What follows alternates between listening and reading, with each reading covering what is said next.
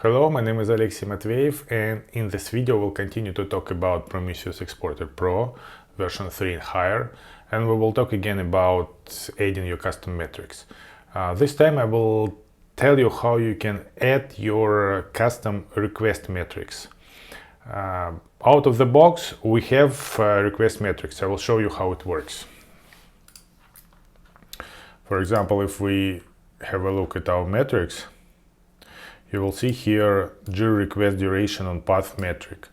This one is for Jira. For Confluence, we've got Confluence request duration on path. For Bitbucket, we've got Bitbucket request duration on path. So this metrics works this way. So, for example, if you go to plugin servlet Prometheus metrics, then it will cut the path to plugins, and then we'll get the time which is taken for this metric, and then it will put it into this metric for a certain bucket. It depends on how much time was taken for this metric. Also, by default, out of the box, you can monitor certain paths. For example, you can say that I want to monitor this path, and then you can add here this path, add it, save, and for example, right now if I call this path, I should be able to see, see here, I'm able to see my path, and then I can see how long it was taken to load it. So it looks like this.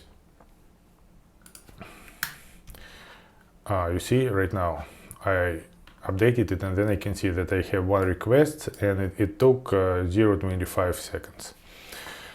But suppose that this is not enough for you. Suppose, for example, as you can see, we've got here 1, 2, 3, 4, 5, 6, 7, 8, 9, 10, 11, 12, 13, 14 buckets, right? And let's say you don't want these 14 buckets because the last bucket is 10 seconds. But suppose you want to have other buckets, like for example 1 second, 5 seconds, 10 seconds, and 20 seconds. And in this case, you can write your own custom request metric. I will show how to do it. Okay, as usual, what we are doing first? First, we are creating our metric collector. As you see, it's just a usual collector. It extends the same class, Prometheus metric collector. And we register our metric. That's it.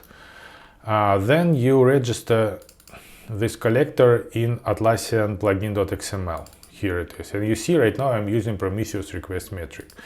That's the difference, because for usual metrics you use Prometheus metric, but all other things are the same. You just provide the key, the name, and the class of the metric. That's it. And now the metric itself. So here we define our metric. As you can see, I define it as 1, 5, 10, and 20 seconds buckets. So right now we've got 4 buckets plus the infinitive bucket. So we've got 5 buckets. Then I define collect method. It's a usual one, nothing special here. The only difference is the start timer method. This start timer is called when a request is made. And here you initialize your metric and initialize the timer. Here you do all the logic. In this method, I pass the path. The path is this one. So if we have a look again here, that's the path. See, I pass it, this one. I pass query string. So if we provide any parameters in the query along the URL, then you will be able to fetch it. And also I'm passing the whole servlet request variable. Here you can see all parameters for the request. You can get again the path, the query string, the header, all the attributes, just everything for the request. So if you want to have complete information about the request, for example, you need to analyze it and then to do some logic like to count this metric or do not count this metric, then you can use servlet request variable. And what I'm doing here, I'm just, right now there is no logic, so I'm basically just initializing the timer. I start the timer and I set the label for the pass, and that's it. Your metric works. Now we can package our plugin